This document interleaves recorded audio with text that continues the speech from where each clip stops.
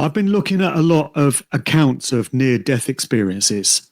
And one thing that I have noticed is all the people that say they've left their bodies and gone to the astral realm and have encountered entities that have coerced them into going back into their bodies. It's always the same message. You have work to do. You've got a mission to complete. There's people back there on earth that are relying on you. It's not your time to go yet.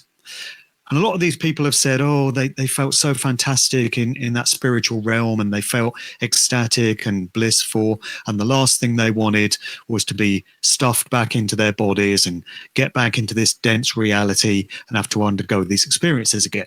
But they came back anyway. And a lot of them say that they were coerced to come back by a religious figure. If they happened to be religious, if they were a Christian, it would have been Jesus, or it would have been Buddha or Krishna or whoever. Yeah.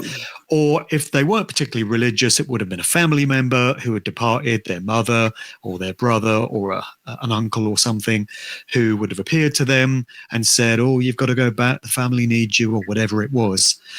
All these people that do end up coming back into their bodies and having to complete the rest of their lives here tend to be people who wouldn't have done any kind of research into these subject areas.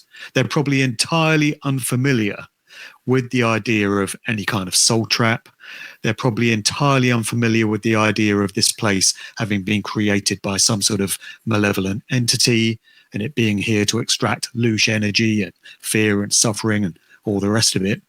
I've yet to hear of an NDE account from a truth seeker, to call them that, somebody that's looked into all this stuff. You don't get that. You never get anyone that would have done the sort of studies that you and I have, having some sort of bizarre accident and leaving our bodies and then coming back again.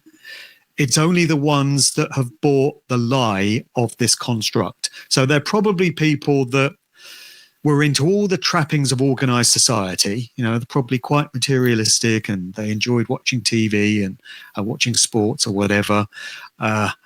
They've probably been mind controlled by the news all their lives. They probably actually believe that governments are there for our betterment and to enrich our lives.